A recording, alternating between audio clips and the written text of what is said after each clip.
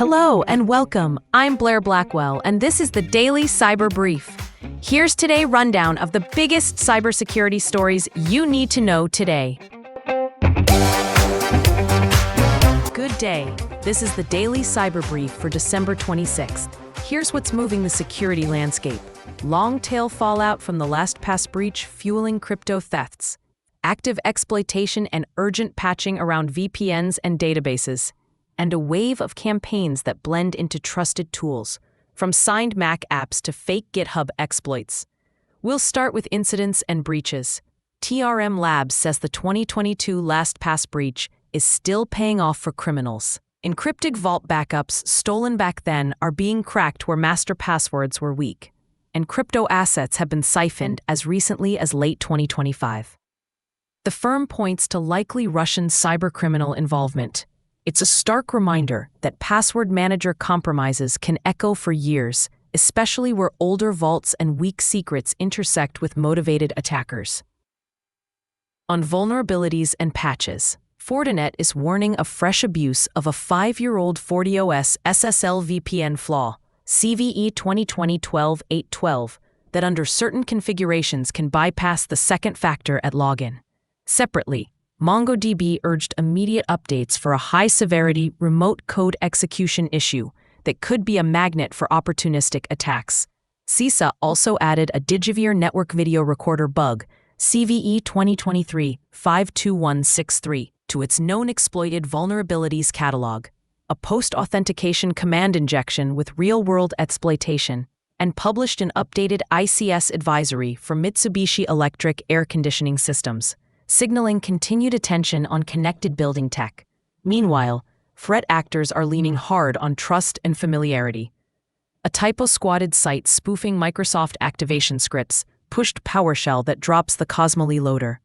On GitHub, repositories posing as proof-of-concept exploits are actually delivering web rat malware to the curious. And on macOS, researchers spotted a MacSync Stealer variant shipped as a digitally signed, notarized app that slips past Gatekeeper by masquerading as a messaging installer. Broadly, research roundups this week highlight stealth loaders, AI chatbot abuse, and even a Docker-related compromise. A pattern of attackers blending into the tools professionals use every day. On the enforcement and platform side, the FBI seized a domain and database used to warehouse stolen U.S. bank credentials from account takeover campaigns. Interpol's Operation Sentinel spanned 19 countries, netting 574 arrests and millions in recovered funds amid business email compromise, extortion, and ransomware activity. And looking to collaboration tools, Microsoft Teams will enable messaging safety by default in January, with new controls letting admins block external messages via the Defender portal. Impact on organizations. Identity edges remain a prime target, from SSL VPNs with legacy configurations to collaboration platforms where external messaging creates exposure.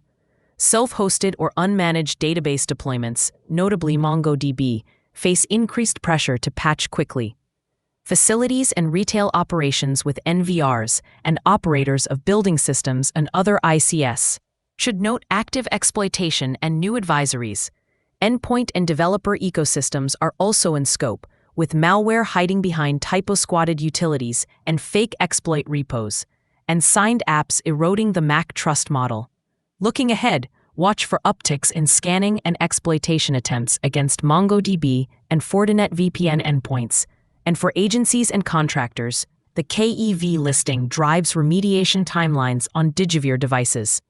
Expect continued campaigns abusing social media and developer platforms during the holiday period. And note Microsoft's Teams safety defaults rolling out in January. What I'll be watching today: identity providers and VPN gateways for MFA bypass angles. Internet-exposed databases, cloud and developer ecosystems where fake POCs circulate, macOS fleets for notarized malware lures, and NVR ICS footprints tied to physical security. The takeaway: attackers aren't storming the gates, they're blending into trusted workflows. The pressure to address older configs and fast-moving patches is real, but the playbook remains steady. Protect identity seams and minimize implicit trust in the tools we rely on. That's it for today's edition of the Daily Cyber Brief. Thanks for listening. I'm Blair Blackwell. This podcast is for informational purposes only and is not cybersecurity, legal, or financial advice.